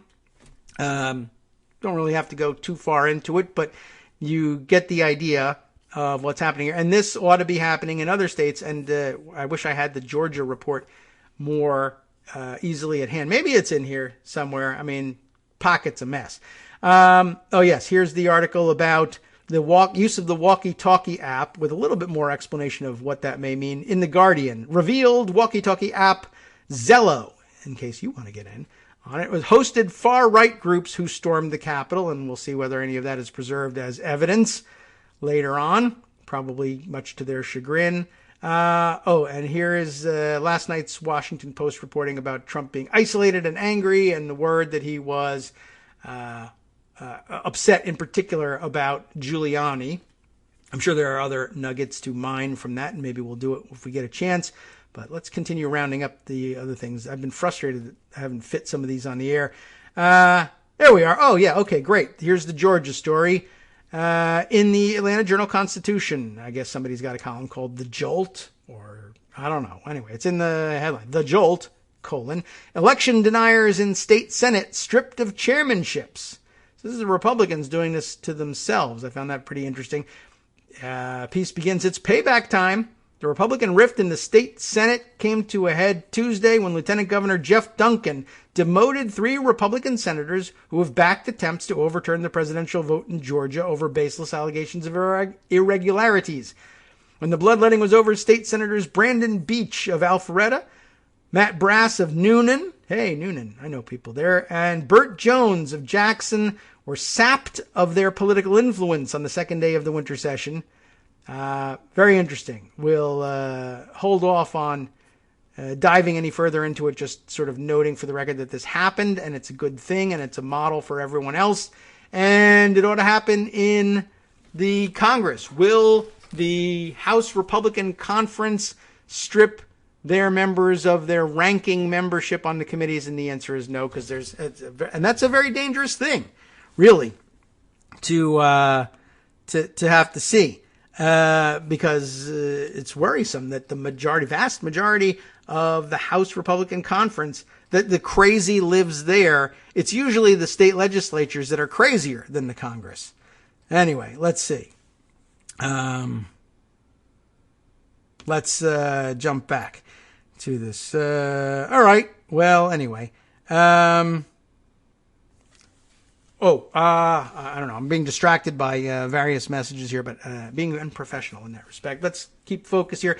Oh, yes. I mentioned my intention yesterday was to talk a little bit about the weird random appearances of quasi-celebrities, I guess, in the Capitol during the insurrection. And let's see. They included, I noticed, gold medalist Olympic swimmer Cleet Keller. Is that how he says his name? Cleet?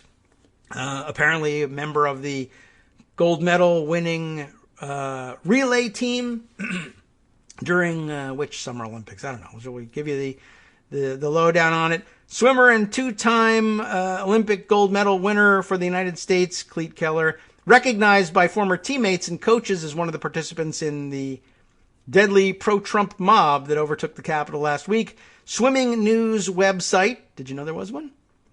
And the name of their website? SwimSwam. That's cute. Anyway, on Monday, they were the first to report on Keller's apparent presence at the riot, noting that at least a dozen people in the swimming community had identified him in video footage posted on social media by a reporter from the conservative outlet Town Hall. In the clip, the man recognized as the 6'6" Keller, they should put him next to Trump, anyway, is seen wearing a U.S. Olympic team jacket with USA printed on the back and down the sleeves as he stands over a crowd that was pushing and shoving police officers attempting to clear the Capitol Rotunda. Those pictures and videos are embedded here. That's probably all you need to really know about the fact that he did that. Does it say what Olympics he was in? Keller, 38, was on 3 U.S. Olympic teams, winning golds at Athens in 2004, Beijing in 2008, and as a member of the relay team, he also won silver in the same relay in Sydney in 2000. So anyway, I'm sure he thought, oh, I'm a big patriot. Wearing this USA jacket will be awesome. Plus, it will be great because people might see the little Olympic logo and ask me if I'm an Olympian, and I'll say yes, and people will think that's awesome.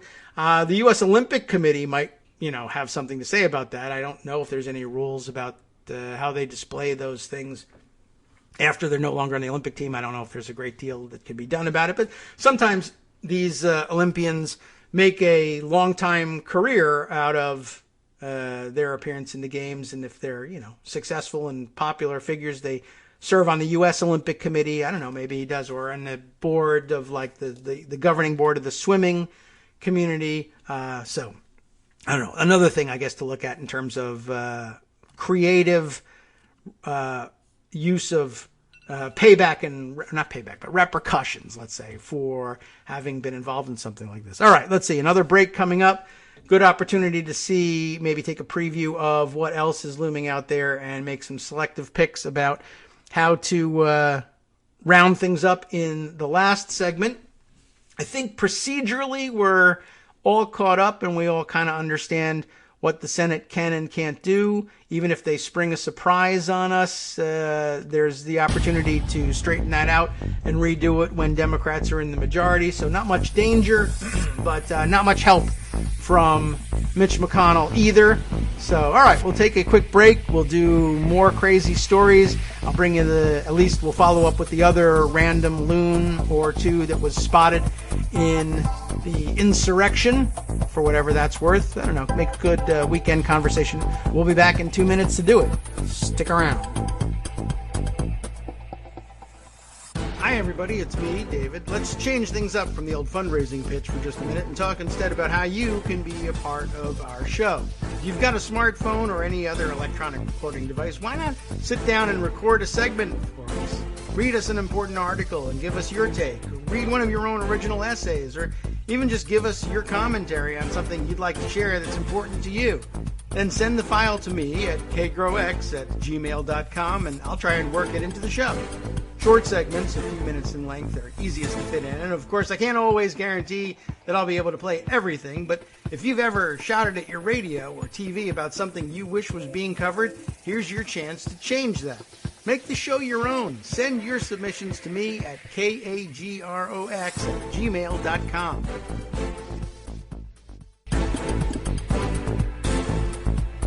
Okay, welcome back now to the Kagro in the Morning Show here on Netroots Radio. Ready for this one? Okay, let's run through this. Okay, first of all, the second quasi-celebrity, I guess, among the right wing, Nut Bar, who showed up inside the Capitol and has already issued a statement saying that she regrets the whole thing. Washington Post has this: "I do regret being there." The quote from Simone Gold. Not a name I know anything about, but she is a noted hydroxychloroquine advocate, and she was inside the Capitol during the riot, which at least gives us the opportunity to say, still a pandemic, and approaching, according to worldometers, I would guess that by the weekend will easily clear, maybe even today. Well, where do we stand on this? But getting to the 400,000 deaths mark, which is unbelievable. And yeah, I had to make comment this morning. I saw somebody, I don't know, did I put this thing aside? Somewhere it is in my feed. I guess somebody, just, friendly source, happened to be talking about how incredible the death toll in the pandemic was. Here we go, yeah, Ron Bornstein. And mentioning GOP managed to find no fault even as the coronavirus outbreak produced unimaginable death tolls beyond beyond a Pearl Harbor or 9/11 a day. True. Intimidated by Trump, red state GOP governors kept the economy open amid the surging suffering and blocked local Ds from acting. This all true.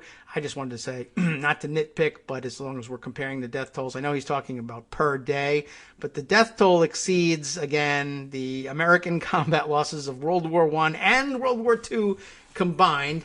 And pretty soon, once it hits the 400,000 mark, will exceed the total military deaths in World War II, both from combat and all other deaths as well. So it's pretty crazy. And I think at that point also, I guess you just want to look at combat deaths alone. Side note, it may be in excess of all American military combat deaths since the Civil War. Like, I'm talking about World War I, Spanish-American War, World War II, Korea, Vietnam, Iraq, Afghanistan, Grenada, Panama, if you want to throw those in there, as they do, in the military. Yeah. I don't know how to even make that register with people, but anyway. But that's, again, aside from where we were going. We only got here because hydroxychloroquine advocate was also inside the Capitol, and she regrets being there, but there she is. She's got a prepared statement. It looks like she's speaking. I don't know. Maybe she's reading the map and talking to herself. California doctor Simone Gold reads from her speech. There's the answer in the caption. criticizing the U.S. government response to the coronavirus pandemic, oddly enough, while pro-Trump protesters breached the U.S. Capitol building on January 6th. She's not speaking to anybody in particular, but I don't know. The angle is, it's a shot of her. Maybe there was a crowd behind the photographer, but she's just standing there in Statuary Hall. Cop right behind her, She's taken her mask off, by the way, to give her speech, which, what a great doctor. But then again, she's a hydroxychloroquine thing. I mean, I never heard of the woman. It says she gained national attention in July when she and other physicians appeared in front of the Supreme Court across the street for a sparsely attended news conference to decry pandemic lockdowns and criticize government efforts to stop the spread of the disease, which is what lockdowns were. Video of the event organized by the conservative activist was retweeted by the president when he still had a Twitter account and viewed by millions before social media platforms took it down. Gold confirmed to the Washington Post she is the person pictured carrying a bullhorn on the Capitol grounds. I mean, I think she was probably one of many. Whatever. And now she says she regrets being there. Though she says, where I was, it was incredibly peaceful. But she had a bullhorn, so it's not really something you expect to hear out of somebody with a bullhorn in their hands. It was incredibly peaceful. Whatever. I think she meant they weren't murdering anybody at the time. All right. Other tidbits to include here. Noted this tweet the other day and haven't seen it mentioned many other places. Mike Shepard, managing editor for U.S. government news for, Bloomberg Business, noting the story of Congressman John Katko, who became the first, allegedly, Republican to come out in support of impeachment. And I guess he did follow that up with a vote yesterday. But this was an interesting story in this tweet. Katko described visiting one of his former interns, now a Capitol Police officer, who had been severely beaten in last Wednesday's attack. So that may have colored his decision as well. That's an amazing side story. And I don't know. He may already have decided at that point what to do, but I'm sure that was a real capper. The poor guy, really must have shaken him. I would imagine. I mean, the police officer, Katko too. He must have really been disturbed by that. Let's see. Couple other, lots of roundups of more stories. We never did read all the way through the various attempts at establishing what the options are for the Senate in considering the impeachment without derailing the Biden agenda. I've told you 100 times what the real answer is. Working on trying to get people to actually put that in print more often, I guess, but they'll come around to it, and it might be important for them to think that it's a brilliant Schumer innovation. That might actually help things when the time comes, but we'll see. All right, let's see. Other interesting stuff here. Oh, I recall that there was an interesting thread here. Who is our tweeter? Patrick Skinner, who tweets under the handle of Skinner PM. I don't know if M is his middle initial, but anyway. During my brief time with the Capitol Police, apparently a former Capitol policeman, we expected representatives to walk around security. This is the thing I've told you about for a long time, and the thing I've been worried about. Oh, and new currency for all my old tweets about Marjorie Taylor Greene, and then later about Lauren Boebert being actual, honest-to-God live threats. But I told you that with members' pins on, they can go around security and they can bring groups around security. That, too, has gained new currency and also relevant to the new metal detectors outside of the House floor. Anyway, I think prior to, I guess they had already installed those things by the time he was discussing this. But he says, during my brief time with the Capitol Police, we expected representatives to walk around security. We were expected to facially recognize all 100 senators and maybe the top 100 congressional representatives. They'd run past yelling who they were. No biggie. It was when they brought groups, though, that caused a problem. When they vouched, as he encloses in air quotes here, for 50 randos from their district, we were supposed to get a supervisor who would, way after the fact, ask the Senate Sergeant-at-Arms to maybe kind of politely ask the members not to do that again, which they always would. I don't know whether he means they would always ask or they always would do it again. Probably the latter. The entitlement of the pin was absolute. And again, here he's talking about the members' lapel pin that identifies them as members. That's what gets them past security if they don't recognize your face. You see the pin, you let them go. It was the least political job I would ever have, except maybe CIA. He's everywhere, this guy. All we knew was how the members treated us. The people who drove them to work and sat outside their house and kept people from killing them in their offices. It was such a clear bipartisan divide. Jerk or nice. I didn't even realize that Capitol Police officers occasionally did drive them back and forth to home. Usually, in my experience, it was always staffers of the various members who did that. But I guess you're entitled to ask for police escort if you are particularly worried about these things. All right. On Senate protection, I spent nights outside Senate Majority Leader Tom Daschle's house. He'd come out and give us cookies. Literally cookies. I don't know what else you thought I would think you meant, but okay. Stayed outside Senator Leahy's house after the anthrax attack, and he gave me his garage remote so I would stop peeing in his bushes. That was funny. Odd. Senator Orrin Hatch was really nice. Senator Lott was a real jerk. Ted Kennedy, amazingly rude. Interesting. Senator Pete Fitzgerald, remember him? He was cool because he'd run past security yelling, "I'm Senator Peter Fitzgerald from Illinois." So they barely remember him facially, but they remember that's the guy who shouts that way. Hillary Clinton, incredibly nice. Judd Gregg ran me over. One time, for some reason, I was on an overnight detail for Nancy Pelosi. She did not care for us, which I got. I barely care for me.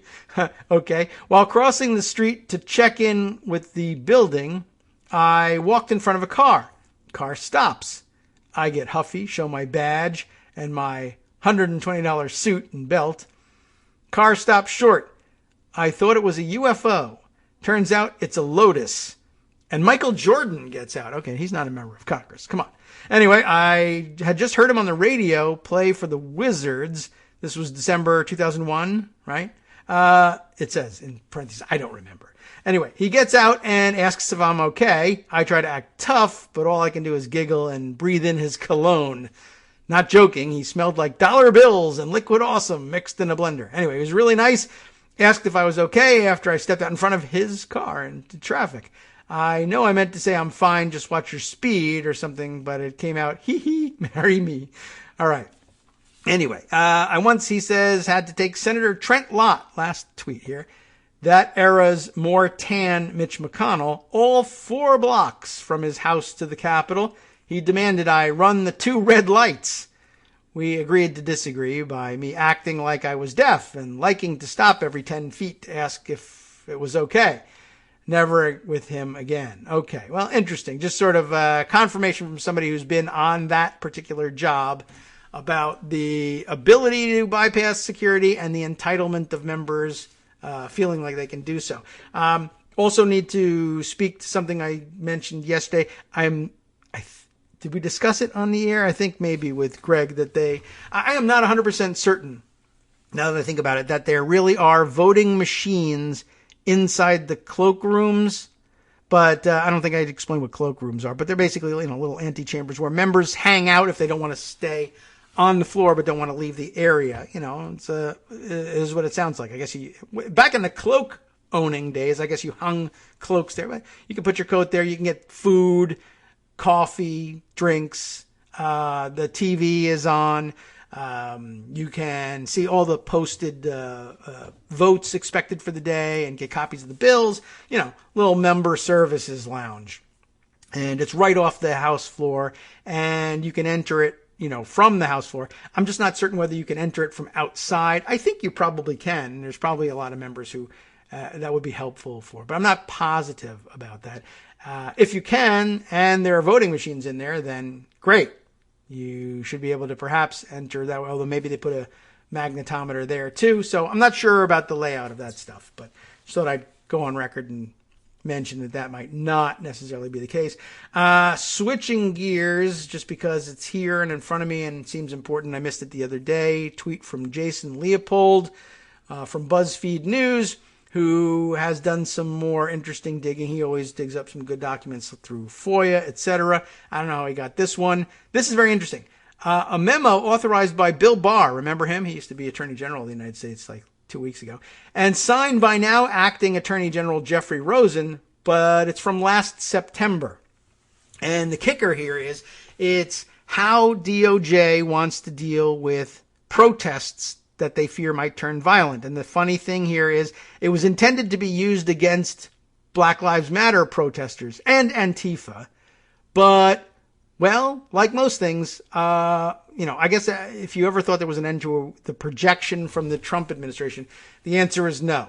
It's 2 pages, probably more time than I should spend on it, but I think it's kind of funny in hindsight, thinking they were going to do this to, it's not funny that they were going to do this to Black Lives Matter protesters, or Antifa for that matter, but it's funny that they thought that's where the problem lay. And of course, a lot of the inspiration for this attack came from this same mistaken idea. So there really does need to be some real inquiry into all of this and what part administration officials, including the president, played in all of this. And I understand, I'll have to grab the story for you, that Amy Klobuchar has been named as heading up a Senate special committee of some sort in the next year or two, investigating all the facts surrounding the incidents of the 6th. So maybe she'll take this up.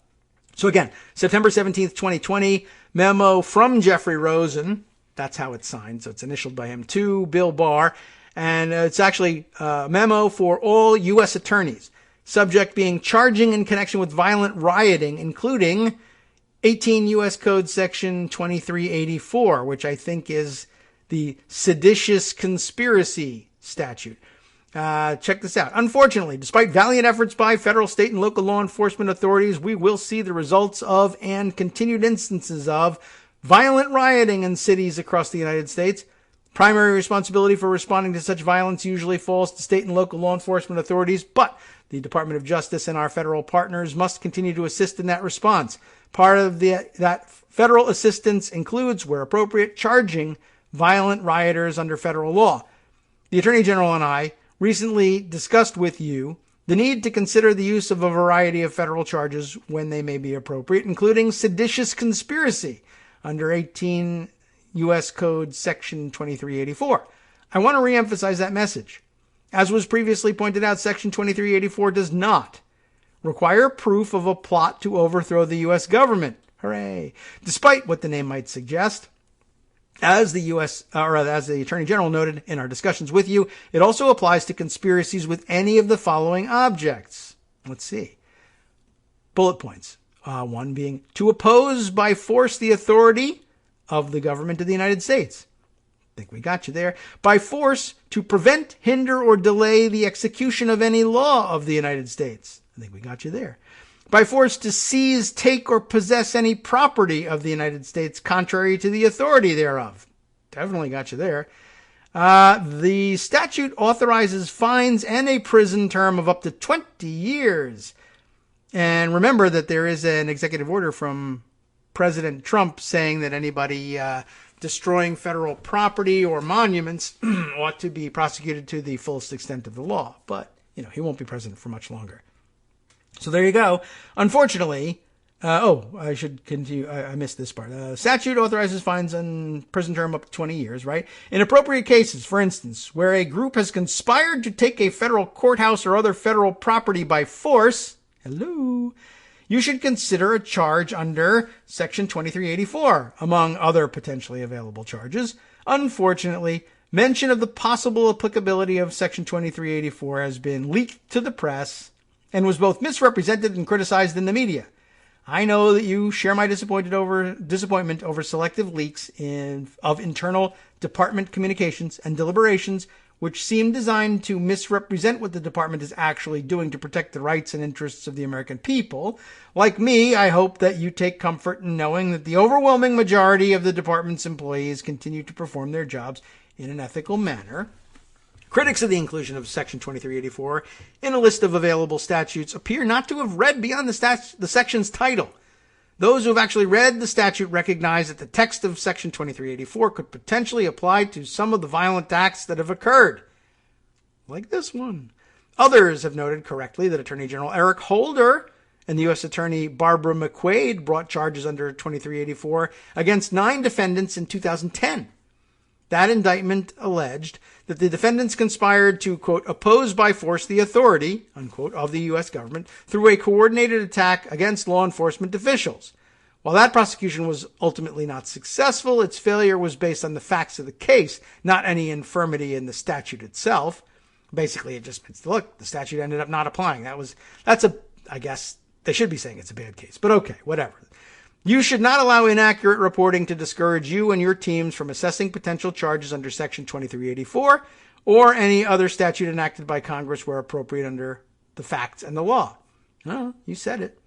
As has also been discussed, there are several other federal offenses you should consider in charging defendants involved in violent riots, to the extent that they may apply. Those include damage to federal property, also in Section 18, or Title 18 of the U.S. Code. This one being Section 1361, in case you want to look it up.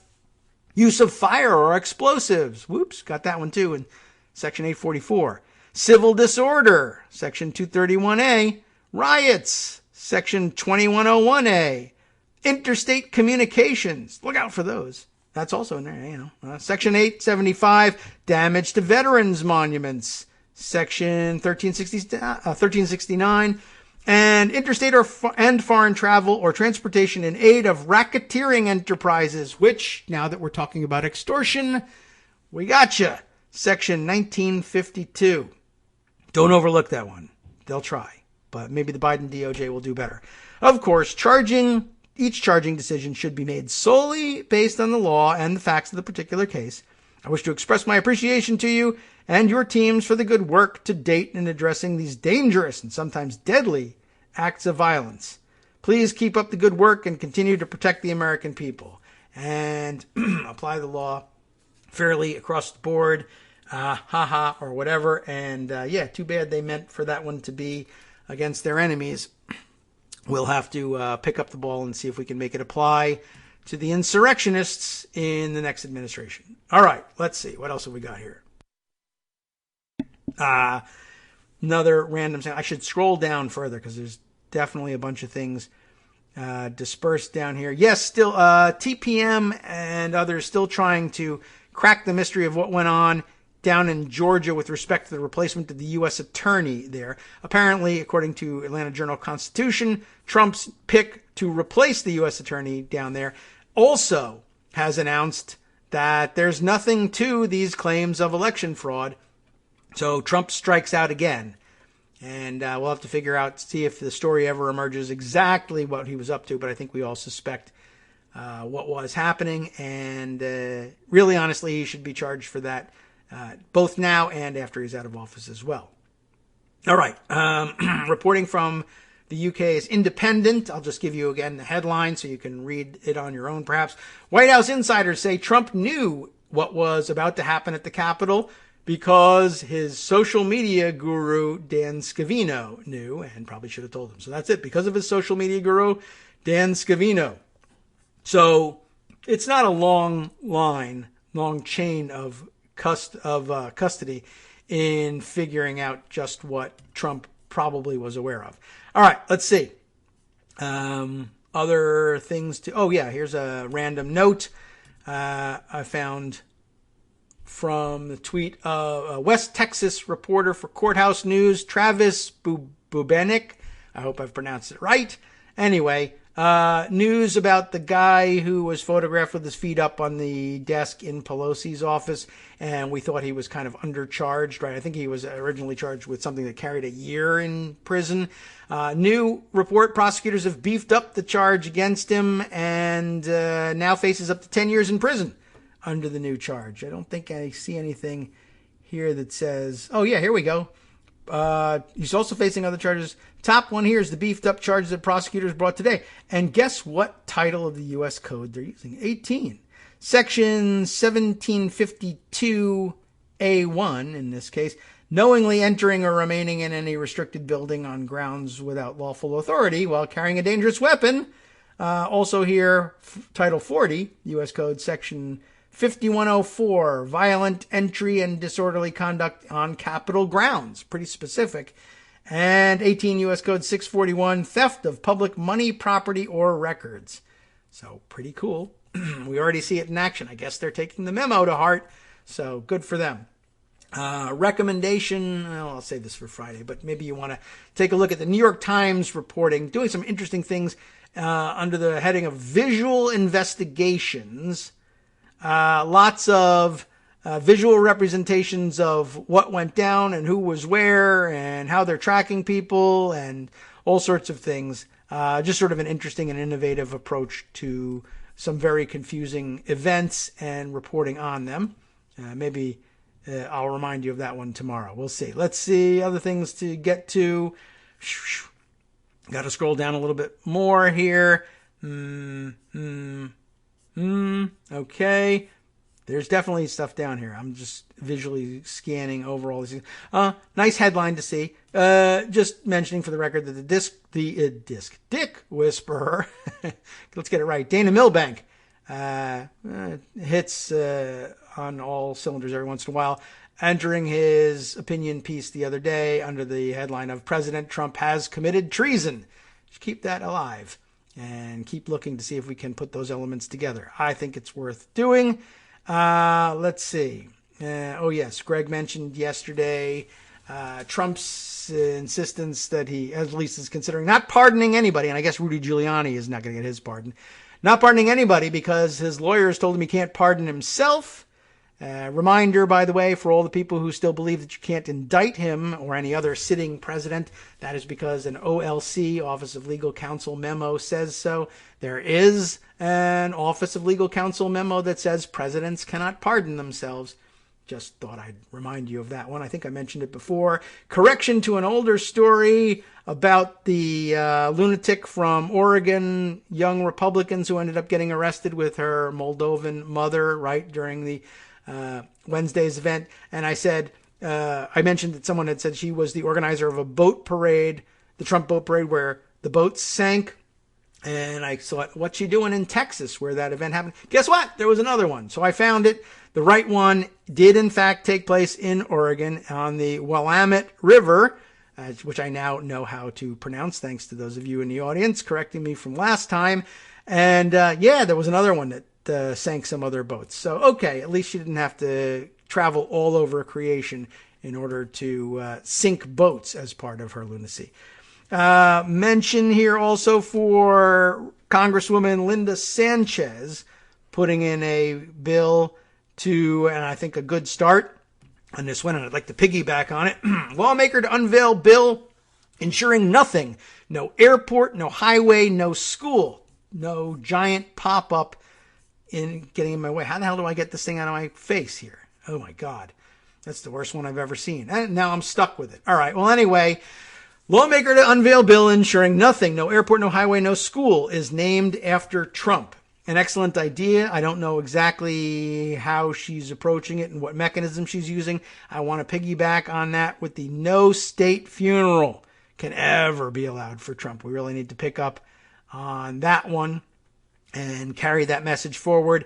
I think that what they ought to do is put together a repeating annual appropriations bill rider. They do this all the time. And of course, the most famous one used to be the Hyde Amendment, but it happens all the time. And the wording just basically says no funds made available in this bill. And sometimes they say, or any other bill, if that's allowed. I mean, I don't know how broadly they would interpret it. But anyway, no funds available in this bill, and just attach it to all of them, shall be made available for these things, right? Either for naming something after Trump or for planning or executing a state funeral. It's an easy thing to do, and they should attach to every single one until it's no longer necessary. A good idea by Sanchez, another good creative call in tamping down on this rebellion, and I salute her for it. All right. Anything else that I can shoehorn in here? I know the music's coming. I'll scroll even further down because I know there's some other things that I'll say. Oh, yeah, this. Right, here we go. Should we save it for Friday? I don't know. Let's just throw this out there in case we don't get back around to it, because who knows what happens between today and tomorrow. David Fahrenthold working on yet another angle on this thing. We have been saying on this show and on Twitter and elsewhere that since 2017, that the Trump inaugural committee funding was going to be a giant black hole of corruption, and that I still think we'll find out that he was paying himself directly, even just by calling it appearance fees for his own events. But this is a different angle. Trump's nonprofit, remember it is a nonprofit, inaugural committee improperly paid a $49,000 bill incurred by his company, D.C. Attorney General alleges. It seems that Trump's private business, the Trump Organization, failed to pay a $49,000 hotel bill, not even at his own hotel, incurred during Trump's inaugural, and then after the bill went to a collections agency, he paid for it out of the inaugural committee, and I guess that's a no-no. All right, well, Attorney General for D.C., Karl Racine, who's already on the emoluments case, has picked that one up. We'll see what develops on that front. But for now, time to hand things over to Justice Putnam for the West Coast Cookbook and Speakeasy. Let's see what he's got on tap for today. Hey, this is the big news. Why did I miss this? Thank God he's here to do this. Michigan plans to charge former Governor Rick Snyder and other state officials over the Flint water scandal. Hallelujah. From netrootsradio.com, you have been listening to Kagro in the Morning with David Waldman. Here's another random note that he'll cover for you. The Voice of America reporter has been reassigned for asking Secretary of State Pompeo questions, and including one question about the insurrection last Wednesday. Got her reassigned. Can you believe that? They're still at it. That and much more, as well as international news next.